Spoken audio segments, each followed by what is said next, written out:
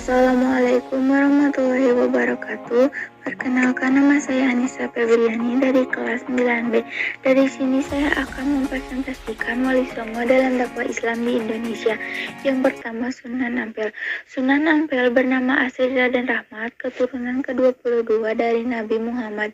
Menurut riwayat, ia adalah putra Ibrahim Jainuddin Al-Akbar dan seorang putri Campa yang bernama Dewi Condro. Bulan putri Raja Campa terakhir dari dinasti Ming. Sunan Ampel dilahirkan di Aceh tahun 1401 Masehi. Sunan Ampel adalah pendiri pesantren Ampel Denta.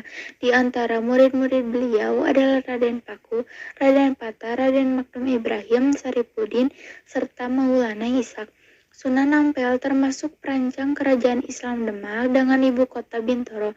Beliau wafat di Surabaya pada tahun 1481 dan dimakamkan di Ampel. Yang kedua, Sunan Gresik, dikenal juga dengan nama Maulana Maghribi, Syekh Maghribi, serta Syekh Jumadil Kubro. Beliau dianggap sebagai orang Islam pertama yang masuk ke Pulau Jawa, sehingga kedatangannya menandai permulaan masuknya Islam di tanah Jawa. Sunan Gresik meninggal pada 12 Rabiul Awal 882 Hijriah atau 8 April 1419 dan dimakamkan di Gapura Wetan Gresik. Yang ketiga, Sunan Bonang, lahir di Surabaya pada tahun 1465 dan wafat tahun 1525 di Tuban. Beliau dikenal dengan nama Raden Maulana Maktum Ibrahim. Beliau merupakan putra dari Sunan Ampel, sekaligus saudara sepupu Sunan Kalijaga. Sunan Bonang dianggap sebagai pencipta gending pertama. Beliau berdakwah di daerah Tuban dengan menggunakan media wayang dan gamelan. Sesuai dengan kegemaran orang Jawa, beliau juga yang mendidik Raden Pata hingga kelak menjadi raja kerajaan Demak. Yang keempat, Sunan Giri, memiliki nama asli Raden Baku dan dikenal juga dengan nama Raden Ainu Yakin. Beliau merupakan putra Maulana Ishak. Beliau berdakwah di daerah Giri dan sekitarnya, serta banyak mengirimkan para dai. Adalah pencipta permainan anak bernuansa religius seperti jelungan, gendi perit, jogula, cublak-cublak sulung. Beliau wafat pada tahun 1506 dan dimakamkan di daerah Giri, Gresik. Yang kelima, Sunan Derajat, lahir di Ampel, Surabaya pada tahun 1407 dengan nama asli Raden Kasim atau Saripudin. Beliau juga termasuk salah satu putra Sunan Ampel. Tembang Jawa Pangkut diciptakan Sunan Derajat sebagai media dakwah. Beliau wafat pada pertengahan abad ke-16, dimakamkan di Sedayu, Gresik. Yang keenam, Sunan Kalijaga, memiliki nama asli Raden Rahmat Said. Ayahnya adalah Raden Saur Tumenggung Wilwatikta yang menjadi Bupati Tuban, sedangkan ibunya bernama Nawangrum. Nama Kalijaga dalam satu versi berasal dari bahasa Arab, dari kata Kadijaka, pemimpin yang menegakkan kebersihan dan kesucian.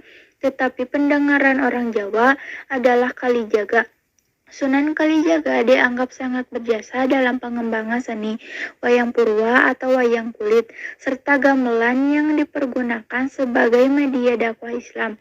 Selain itu, beliau juga mengembangkan seni suara ukir, busana pahat, serta kesusastraan. Yang ketujuh, Sunan Kudus, lahir dengan nama Ja'far Shadiq. Beliau memiliki silsilah yang bersambung sampai ke Nabi Muhammad Shallallahu Alaihi Wasallam. Sunan Kudus berdakwah di daerah Kudus dan sekitarnya. Beliau termasuk seorang ulama yang menguasai berbagai disiplin ilmu seperti fikih, usul fikih, tauhid, hadis, tafsir, dan logika. Oleh karena itu, beliau mendapat gelar Waliyul Ilmi, orang yang kuat ilmunya. Sunan Kudus juga menciptakan gending, mas kumandang, dan mijil. Yang kedelapan, Sunan Muria, lahir dengan nama asli Raden Umar Said atau Raden Prawoto. Beliau adalah putra dari Sunan Kalijaga. Dalam berdakwah, Sunan Muria cenderung memiliki tempat yang jauh dan terpencil dengan menyelenggarakan semacam kursus-kursus keagamaan bagi kaum pedagang, nelayan, dan rakyat biasa. Yang kesembilan, Sunan Gunung Jati, memiliki nama asli Raden Syarif Hidayatullah. Beliau lahir di Mekah pada tahun 1448. Beliau merupakan cucu Prabu Siliwangi, Raja Pajajaran. Beliau berdakwah mengajarkan agama Islam di daerah Cirebon, Majalengka, Kuningan, Kawali, Sunda, Kelapa, serta Banten. Sekian dari saya, mohon maaf bila ada kesalahan. Wassalamualaikum warahmatullahi wabarakatuh.